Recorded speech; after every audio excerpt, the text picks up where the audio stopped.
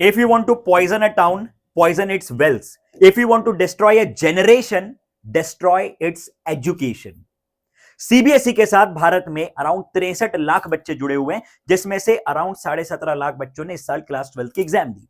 पीछे आपको दिख रहे हैं महान हमारे education minister mister Dharmendra Pradhan जी, जो हर छोटी बड़ी बात पे ट्वीट करते रहते हैं, एक्टिव रहते हैं काफी ज्यादा ट्विटर पे, लेकिन इतनी बड़ी बात पे उनका अभी तक कोई कन्विंसिंग स्टेटमेंट नहीं आया है। अरे एक्शन सजा तो बहुत दूर की बात है, एक्सेप्टेंस तक नहीं आया है कि हमने गड़बड़ी कर दी।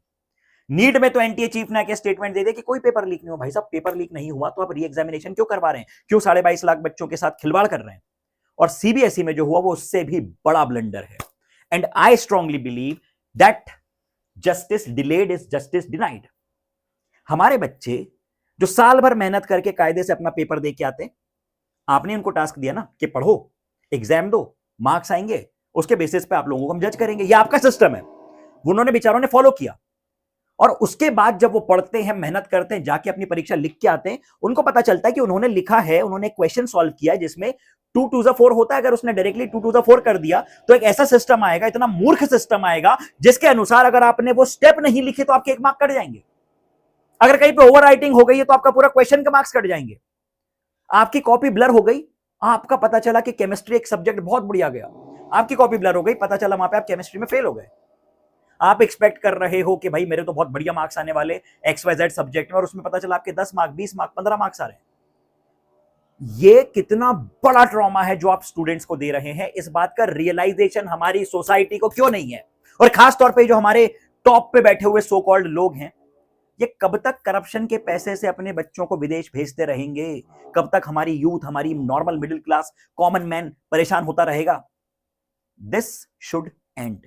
आई वॉन्ट कि इस वीडियो के माध्यम से, आई डोंट नो कि ये वीडियो किस तरीके से सर्कुलेट होगा, इसके कारण मुझ पे क्या नोटिस आएंगे, क्या कार्रवाई होगी, जो हो सो हो, आई डोंट केयर। लेकिन ये मैसेज बिल्कुल इसी तरीके से, इतनी ही ब्लंटली, इतनी ही रॉनेस के साथ सर्कुलेट होना चाहिए। ये अपने पेरेंट्स को आप दिखाइए, अपने दोस्तों को, अपनी आने वाली जनरेशंस को आप अवेयर कीजिए कि भाई आप एक बहुत ही रिस्की सिस्टम में रहते हो और इसमें आवाज उठानी पड़ेगी, वरना हम बेवकूफ बन जाएंगे।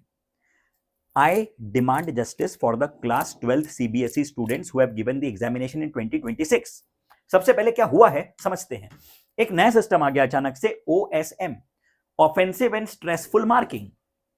पहले जो मैन्युअली चेक होती थी कॉपीज, उसमें काफी समय लगता था, तो एक अच्छा स्टेप था कि हाँ, हम लोग जो है एक इलेक्ट्रॉनिक डिजिटल सिस्टम ला रहे हैं, डिजिटल भारत बनेगा, ठीक है, ऑन स्क्रीन मार्किंग होगी, बड़ी अच्छी बात है। लेकिन हमारा सिस्टम हमेशा की तरह इसके लिए प्रिपेयर्ड नहीं था, और इसके लिए आनन फानन में बिल्कुल टॉप अथॉरिटीज ने कहा कि चलो OSM मार्किंग इस बार करेंगे।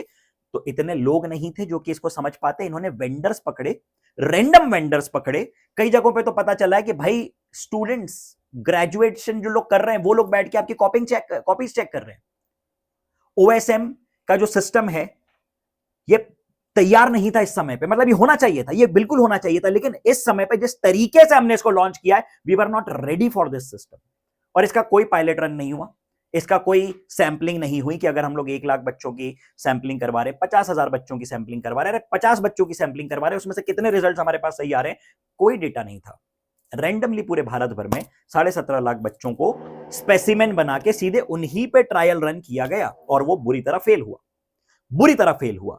क्या प्रॉब्लम्स रही हैं मैं बताता हूं। सबसे बड़ी प्रॉब्लम कि भैया जो कॉपीज थी वो ब्लर दिखी हैं। अब ब्लर, बच्चे बोल रहे हैं कि हम नहीं पढ़ पा रहे हैं जो कॉपी, वो हमारा क्वेश्चन जो इवैल्यूएशन कर रहा है, इवैल्यूएटर कैसे पढ़ेगा? ब्लर कॉपीज रही है मालिक, ये प्रॉब्लम रही है इतनी बड़ी। वेबसाइट बार बार बार बार क्रैश हुई, एक से दूसरी तारीख, दूसरी से तीसरी तारीख, तीसरी से चौथी तारीख, वेबसाइट हमारी तैयार नहीं थी। No copies received even after giving the payment. Payment दे दिया बच्चों ने, उनको उनकी कॉपीज नहीं मिली हैं देखने के लिए। पर कॉपी रैंडम अमाउंट, कई जगहों पे लिखा हुआ है कि 100 रुपए लगेंगे, और किसी स्टूडेंट जब उसने पे करने गया तो 8,000 मांग रहे, 69,000 मांग रहे।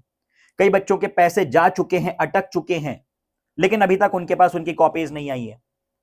ये मेजर प्रॉब्लम्स हैं जिससे आज भी at this moment also students are facing these problems. And why it happened, पहले समझते हैं कि ये गड़बड़ी, ये प्रॉब्लम, ये जो भी हुआ, ये हुआ क्यों? Because there was no proper OSM training. अब भाई अगर हमको कोई नई चीज लागू करना है तो जो लोग एग्जामिनेशन कंडक्ट करवा रहे हैं, पहले उनको तो आपको बताना पड़ेगा ना कि आप इस तरीके से जो मशीन है उसे ऑपरेट करोगे, ये सर्वर होगा, इस तरीके से आपको जांच करनी है, उसके बाद आपके पास ये रिजल्ट आएगा। कुछ उसमें मैनुअल एफर्ट भी होने चाहिए थे, क्योंकि कई बार मशीन तो भैया ब्लंटली करेगी ना। अब आपने पेपर, आपको समझना पड़ेगा कि आप ओएमआर बेस्ड पेपर नहीं ले रहे हो जिसको कि डायरेक्टली वो स्कैन कर लेगी। आप एक सब्जेक्टिव पेपर ले रहे हो जिसमें आपको स्टूडेंट के थॉट्स के साथ एंगेज होना पड़ता है, और कई बार थॉट्स बहुत क्वालिटी होते हैं और उसको पढ़ के समझ के जो एक्सट्रैक्ट होता है वो निकल पाता है। मशीन उसको कैसे करेगी, इसका कोई मैकेनिज्म आपके पास नहीं था। जैसा कि मैंने एग्जांपल दिया, कई बार बिल्कुल रैंडम चीजों पे मार्क्स कटे हैं बच्चों के, ऐसी स्टेप्स जो कि वो नहीं एक्सप्रेस करते हैं usually, but the machine has not given them marks and this has happened. Random checkers, आपके चेकर्स प्रॉपर नहीं थे। कई सारे लोगों ने कहा कि उनको 1 महीने, कई सारे लोगों ने कहा कि 1 दिन, और कई लोगों ने कहा कि 2 घंटे की ट्रेनिंग मिली है। ये फैक्चुअल डेटा है। रैंडम स्टेटमेंट्स लोगों के हैं जिन्होंने पेपर चेकिंग करी है। कुछ लोगों ने कहा हमको 1 महीने पहले पता था कि इस तरह का काम करना है, कुछ ने कहा कि हमें 1 दिन पहले पता चला, हमें 1 दिन बुलाया, बिठाया, गाइड कर दिया, हमारे पास मेल आ गया, हमारे पास एक वीडियो आ गया। ये भी बातें हैं कि वीडियो देख के हमको पता चला कि अच्छा ऐसा ऐसा करना है। क्यों? क्योंकि इन्होंने तो वेंडर्स डिसाइड किए थे ना, ठेके दे दिए थे अपने। इम्प्रॉपर मैनेजमेंट, ये तो हमेशा से रहा है भाई। अब इसका सॉल्यूशन क्या है? मैं सिंपल सी एक ही डिमांड कर रहा हूं, बहुत ही प्यार से, बहुत ही हम्बली मैं रिक्वेस्ट कर रहा हूं कि यार, या तो मैनुअल चेकिंग करवाई जाए सभी स्टूडेंट्स की फ्री ऑफ कॉस्ट। इसमें बच्चों के पैसे इन्वॉल्व नहीं होने चाहिए। आप ऑलरेडी उनके साथ बहुत बड़ा खिलवाड़ कर चुके हो।